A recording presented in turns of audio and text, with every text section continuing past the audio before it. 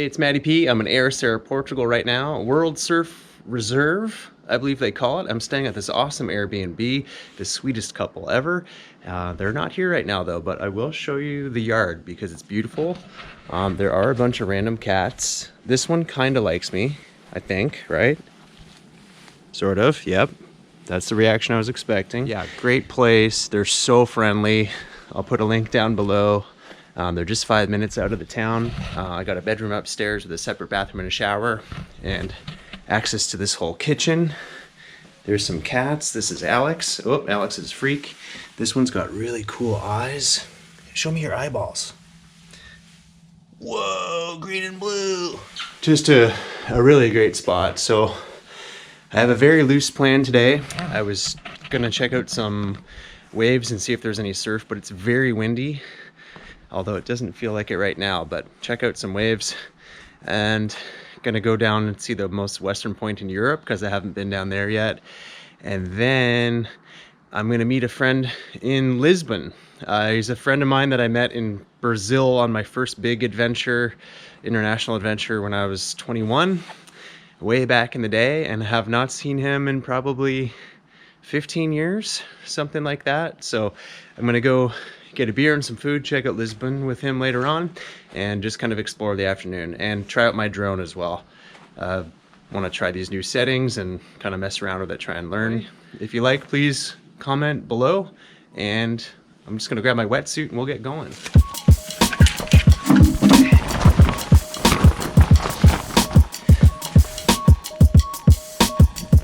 So yeah, we're just a little bit out of town.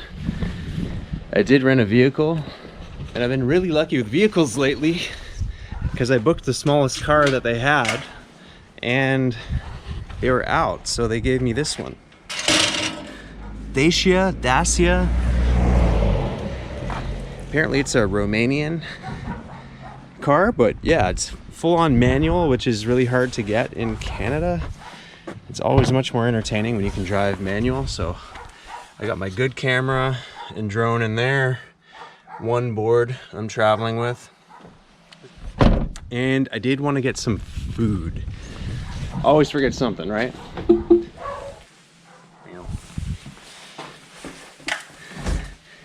The food in Portugal is amazing, so let's get some classic lunch. Olives, cured meats, some tomatoes. The tomatoes here are so good. And what else I got? Well, I got some other junk in here. Some nice bread, apples, you know, nice and simple. Okay, here we go again. And you know you're in a good place when the people can leave their door open without worrying about it all day. You know, nice, chill, safe neighborhood.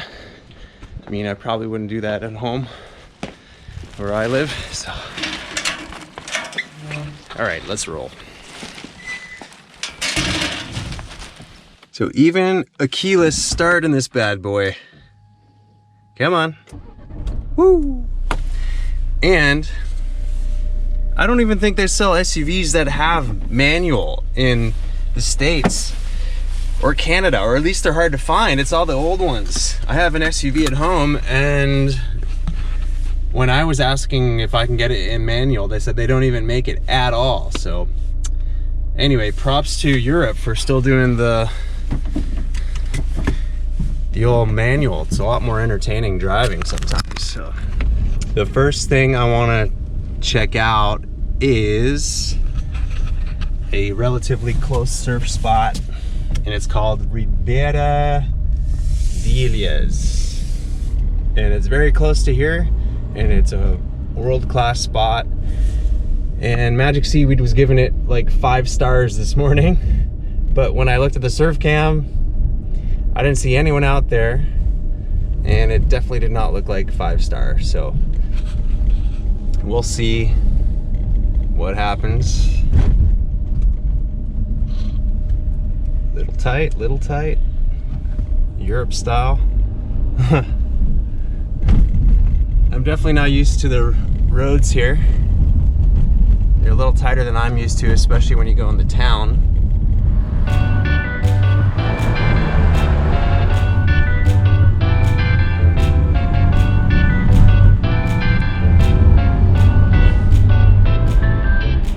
Europe's great. I love the roundabouts instead of stop signs everywhere and stoplights. And the speed limit thing too. On the highway it's like 120, or if you're passing you can go any speed, so it's great. I love the setup here. We could definitely learn some stuff in North America from the way Europeans are doing certain things. All right, here we are. Always remember the parking brake. If you drive automatics for a while, you can forget, so do not do that. Yeah. So along the coast here, I don't know how many kilometers, but we'll get some information, maybe, no? That surfer guy looking out at everything. Huh. Not a whole lot of intel. Anyway, the gist of it is there's maybe like 10K of coastline with all kinds of world-class spots along it. So the city or the province decided to make it a reserve, preserve it, take care of the waves, clean it up, endorse tourism, and just make it friendly for traveling people, surfers, and everyone of the like to come here and enjoy. And from talking to the locals, like Jose, the Airbnb owner, he says it's been great. Around 2011, I believe, is when it happened, and he said it's been amazing for tourism and great for the economy and good for the nature too, because they're really, you know, promising to take care of it. So this is Ribeiro D'Ilhas, and as you can see, there's not a lot of people out. It's pretty big and pretty messy.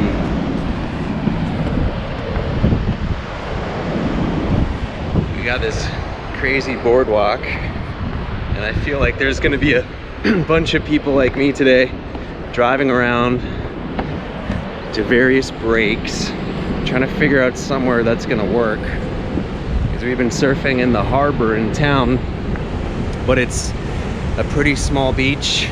There's a lot of backwash.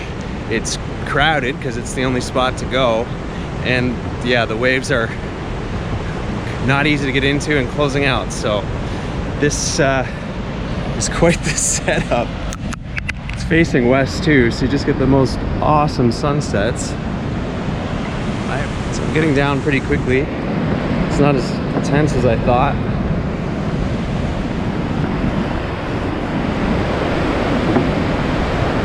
Do not get stuck inside there.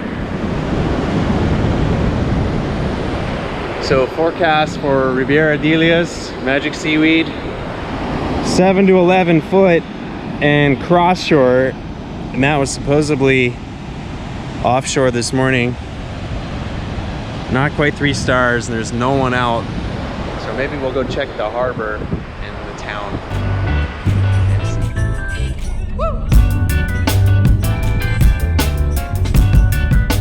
My first time in this part of Portugal, and it definitely feels like, if I could compare it to anything, it's like a European Gold Coast. There's surf shops everywhere and cool bars and nightlife, and it's definitely got that vibe. It really is set up to be a surf place.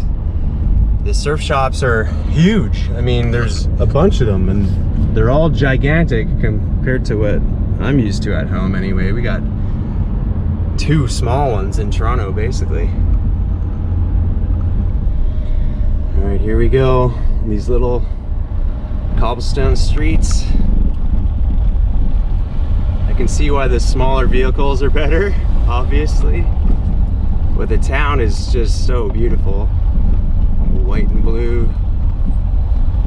So big thanks to my friend Ellie, who recommended I come here. Also big up to my friend Federico, who has the blog called Leave the Dream. He told me about this place too and said you definitely gotta check it out.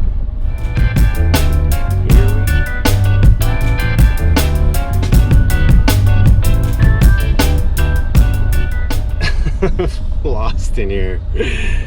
Even with Waze, what am I doing? That's one way.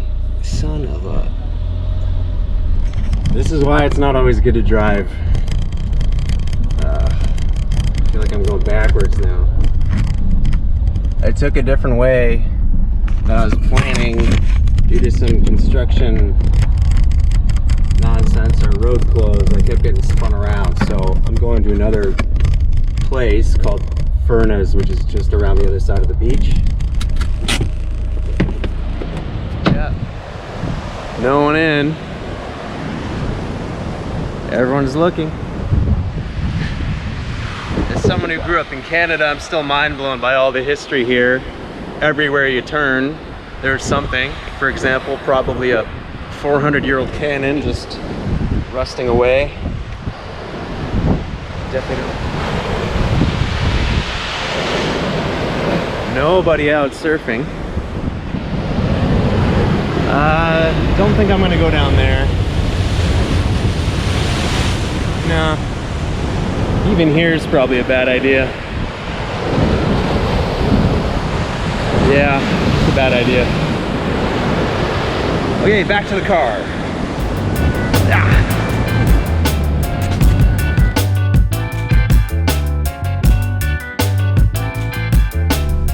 Next.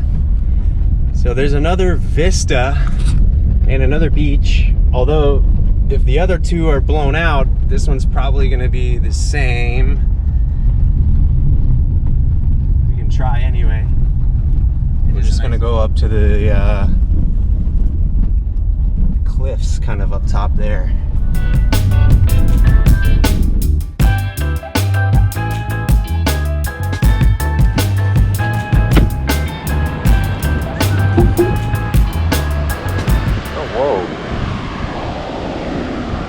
Some people way down there. You can basically pull over every few minutes here and there's some insane view like this.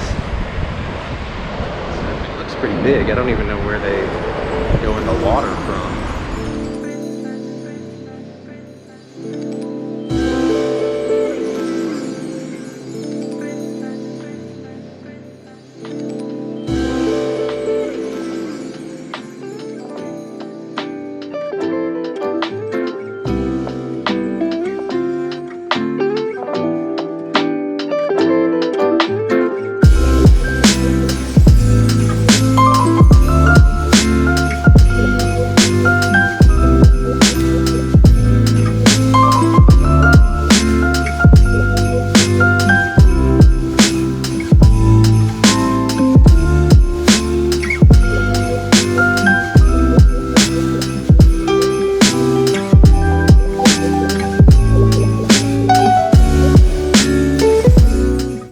Definitely big and chunky, and I absolutely have the wrong board for this. I might try and hop in later, but because I've never been there, I'm gonna go check out, is it called Cabo de Roca, the most western point of Europe.